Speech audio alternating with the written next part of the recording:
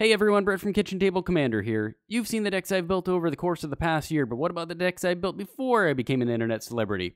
Yeah, even I don't buy that one. As with any format of Magic, you always remember the first deck you ever built. The deck that started you on this journey into the world of Magic the Gathering. The one that was horribly inefficient, had big dumb creatures, and was probably filled with white angels. Don't worry, that deck has long since been taken apart. What I am going to share with you is the second deck I built, which I still play to this day. Get ready to get angry because it's Omnath, Locus of Rage! Before we get into the deck, I want to remind you to click that like button, and while you're at it, maybe subscribe and click the notification bell. With that out of the way, let's get into it. First, let's take a look at our commander. Omnath, Locus of Rage costs 2 red, 2 green, and 3 of anything for a 5/5 legendary elemental creature. It has landfall, which means that every time a land enters the battlefield under your control, create a 5/5 red and green elemental creature token. And whenever Omnath or another elemental you control dies, Omnath deals 3 damage to any target. I hope you like the periodic table, because it's about to get elemental up in here. We'll start off with removal in the form of Aim High, Clip Wings, Fire Spout, and Tears of Valakut to deal with flyers. Fire Spout has the added bonus of being able to deal damage to creatures without flying, and in the case of a token deck, can act like a board wipe. We have a lot of artifact and enchantment hate in this deck, with cards like By Force, Naturalize, Reclaiming Vines, Smelt, and Structural Distortion, with Reclaiming Vines and Structural Distortion also being able to destroy those pesky lands people like to play.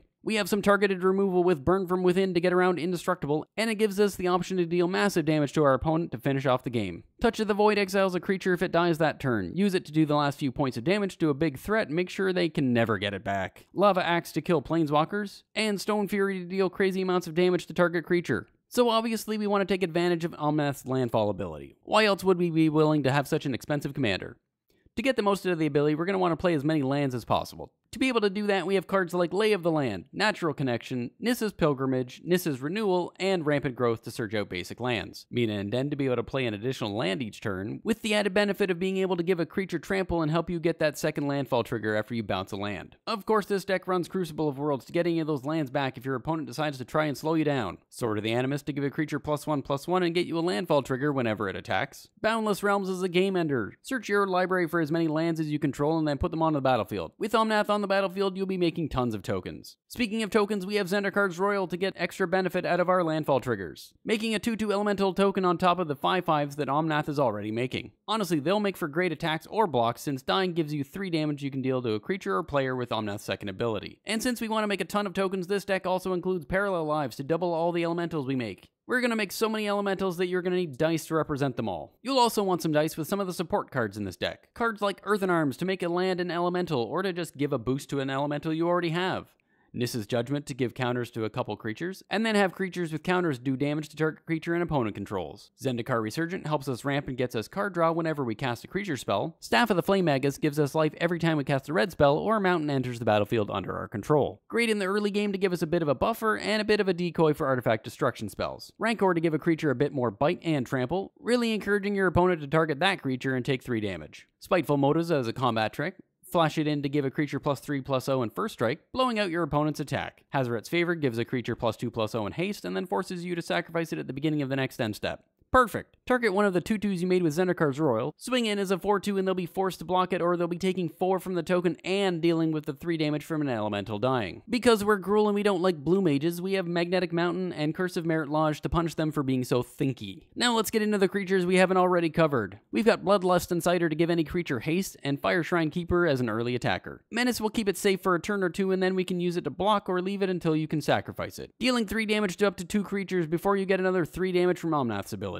Next, we've got Ashmouth Hound as an aggressive attacker, and Kiln Fiend gets bigger when you cast instants and sorceries. For 3 drops, we have Chandra Spitfire, Fiery Hellhound, Incandescent Soulstoke, Undergrowth Champion, and Valakut Predator. The Spitfire gets a boost to power whenever an opponent gets dealt non-combat damage. For a minor investment, the Hellhound could get huge. Incandescent Soulstoke is our elemental lord and lets us play a hasty elemental for dirt cheap. Get it? Dirt?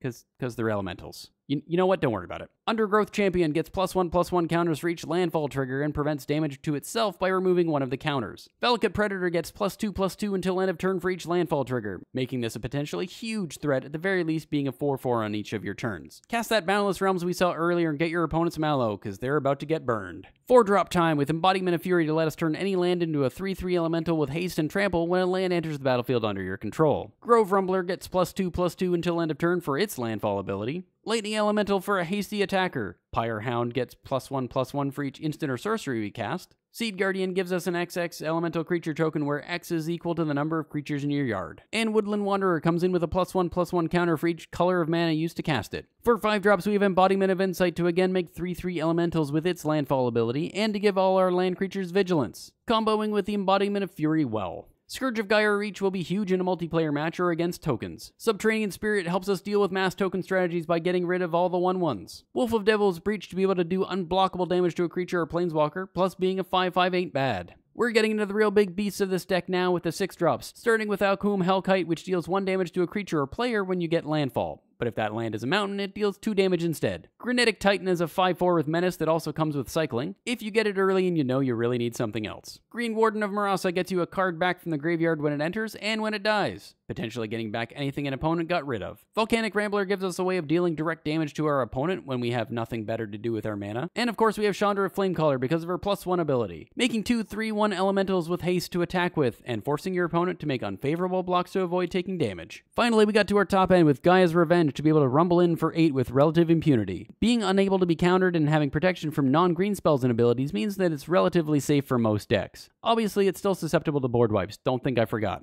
As you've noticed, we've got some big spells in this deck, so to help reduce the cost, we have Hazoret's Monument and Ruby Medallion to reduce the cost of red creature spells by 2 combined, and other red spells by 1. And the Monument gives you the option of cycling for free. This brings us to our land base. Being 2 colors means it's pretty simple.